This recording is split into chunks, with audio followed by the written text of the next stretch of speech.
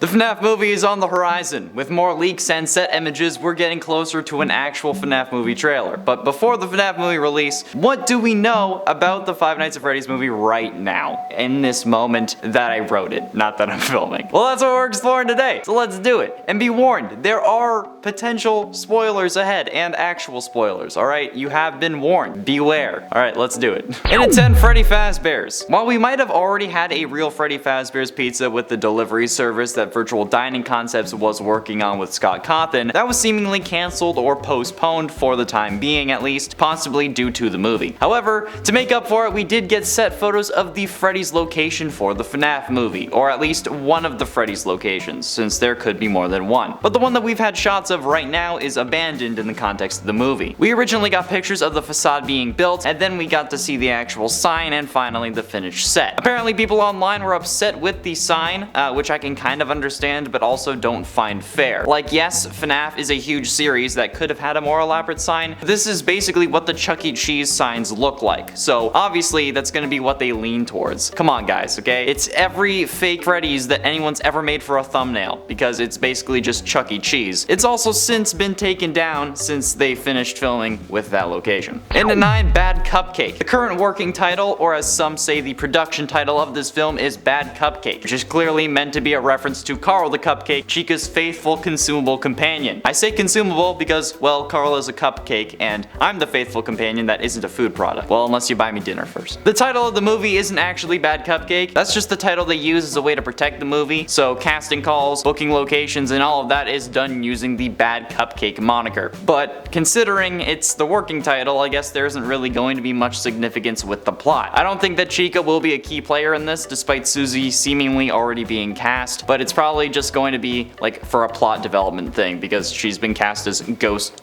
Kid number 5. As just like a way to push the story forward and probably pay homage to a character that unfortunately won't be making an appearance, because I doubt that Carl the Cupcake is gonna have like a big twist reveal. And also, if you guys are excited for the FNAF movie, be sure you hit subscribe because we're gonna be talking about it whenever there are 10 things that we can then cover on a list. And at 8, cast. While a whole lot of the cast has been revealed so far, most notably of course being Matthew Lillard as William Afton and Josh Hutcherson as Mike Schmidt, there are at least, well at the time of typing this, 13 total cast members officially on the IMDb and a 14th that had the film on their resume already. That secret cast member seems to be Jessica Blackmore, who you may know from My Name is Vivian or Monsters of Man. Ironically, played a TV reporter on 5 Days of Memorial, which I find hilarious because it's 5 Days of Memorial, and then now their resume has them listed as Mike's mom. You know, 5 days at Memorial, 5 nights at Freddy's. It's kind of they happened at the same time. The rest of the cast is Elizabeth Lail, Mary Stuart Masterson, Kat Connor Sterling, Josephine Love, Grant Feely, Piper Rubio, Asher Colton Spence, Lucas Grant, Joseph Polquin, Christian Stokes, and David Houston Dottie as of writing the video. I think a couple more have since been revealed, and apparently Mike P. Sullivan is in the movie as well according to his Facebook page. And at 7, Fountain Fight. Leaked set footage, or possibly just set footage depending on your definition of leaked, shows a scene where Mike is punching someone in a fountain, or at least he was punching the water in the fountain, since the camera angle kind of made the second actor unnecessary. Plus, why would you hold someone underwater to punch them if you don't need to? But nevertheless, we know that there is a fight in a fountain in what is most likely a mall. This probably takes place closer to the beginning of the movie and could be the catalyst for Mike needing to find a new job, which would bring him to Freddy Fazbear's, but that's currently speculation. It's also been reported that apparently this scene is caused by someone tackling Mike into the fountain, or the other way around, with Mike tackling someone into the fountain, while a child also screams for their dad at the same time, which is probably the one that Mike is beating to a pulp. My guess would be that this kid and father were arguing, or that the child wasn't listening, and Mike, due to his previous trauma from the bite of 83, saw this as an attempted kidnapping, which made him spring into action. I'm assuming that this is after 1983, since I don't even think that a mall would hire a teenager as a security guard, and at this point Michael would also have no reason to have this intense of a reaction until after the bite of 83. And at 6, FNAF World Reference. In this mall, there were also photos of an ice cream shop, which some people thought was Mike's job before security. However, I think security guard to night guard at Freddy's makes more sense than ice cream shop to security guard to night guard.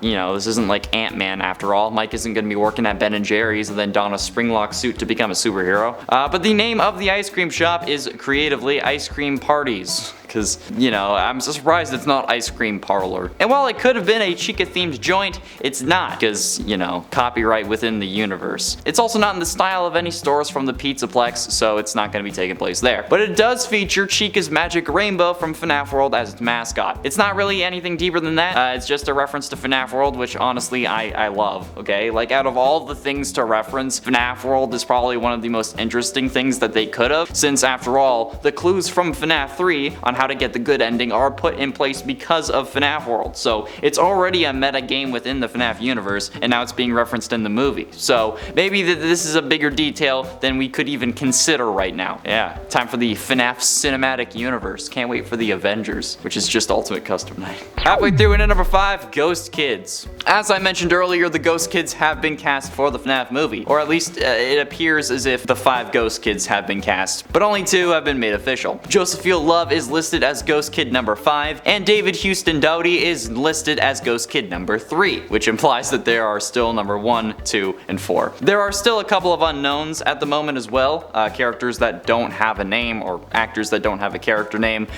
Grant Feely still hasn't had a character name been officially added, and there are also a couple of characters with names that we're not familiar with. Garrett, Abby, and Max. These are all characters who don't really have in-game equivalents, and currently it's suspected that Garrett is Crying Child, Abby could be Elizabeth, and the newly cast Hank could be Henry Emily, meaning that Abby could instead be Charlie. But there's a lot that we are unclear about, but as it pertains to the Ghost Kids, number 5 seems to be Susie, and then Gabriel, Fritz, and Jeremy, and Gabriel, Fritz, and Jeremy could be played by Grant Feely, Asher Colton Spence, and David Houston Doughty. That leaves room for Cassidy. That could also be Abby or Kat Connor Sterling, whose character name is rumored to be Max, but considering the fact that it is rumored, I'm guessing that it could be that it's just a Cassidy that's older than we expected. In it for Vanessa. One of the interesting things about the casting is that someone has been cast as Vanessa. Yeah, interestingly, there is a Vanessa character on the cast list despite the Vanessa we know not being introduced until Security Breach, where she seems to be in her early 20s. And considering how Security Breach takes place after FNAF 6, which takes place after 2023 at least, it can't be the same Vanessa from Security Breach unless this is a robot-human situation like in the novels. But nevertheless, there is a Vanessa in this film, who, ironically enough, is played by Elizabeth Lail. I don't know if that's intentional,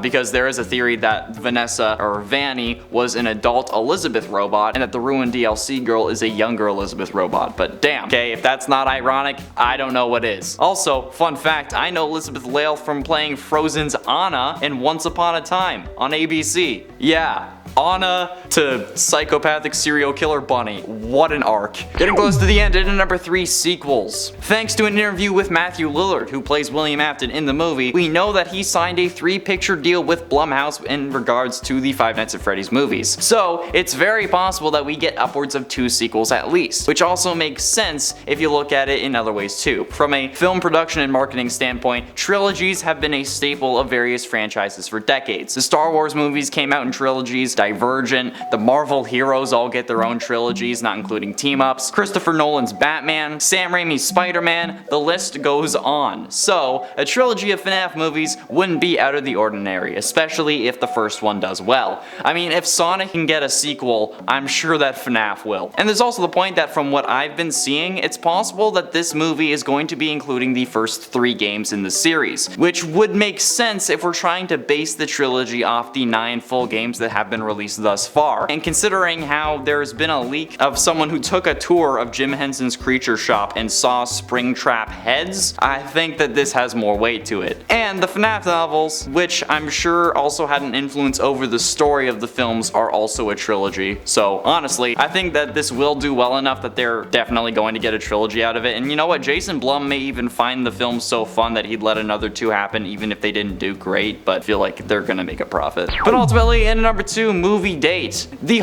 movie is about the first 3 games thing also makes sense when looking at the date the film is set in. While there have been no official announcements, I mean, we know that the big moments establishing the plot of the games take place in the 80s. Crying Child, Elizabeth, and Charlotte it all biting it in 1983. In Crying Child's case, though, quite literally. And then the missing children's incident takes place in 1985, and we can't forget that infamous bite of 87. FNAF 1 takes place in 1993, FNAF 2 in 87, and FNAF 3 would take place this year, 2023, since the description says 30 years after Freddy's closes, which would have to be the FNAF 1 location in 1993. So they already have 2023 cars, okay? However, there was a casting call of sorts on Central Casting that asked for cars from the late 70s to 90s, which makes sense for the time frame of the first two games, as well as the other important establishing moments. Cause I don't know about you, but having Crying Child being rushed to the hospital in a 2019 Toyota Corolla kinda be weird in my eyes. If only they had asked for a 67 Impala. That's a reference that no one's gonna get on this channel. And finally, in number 1, Missing Children's Incident. The Missing Children's Incident is the inciting moment for the whole series. Without the Missing Children's Incident, we never have gotten the first game, which means that we're expecting to see something similar in the movie, albeit a little more tame, I'm sure, since it's probably going to be rated PG-13. But we know that there's going to be a 1980s crime scene thanks to a casting call found on Central Casting, searching for both adults and children for this scene. And I mean, out of everything we know in the series, it's most likely an MCI scene rather than a Bite of 87 or Crying Child death scene, since I don't really think that those would be classified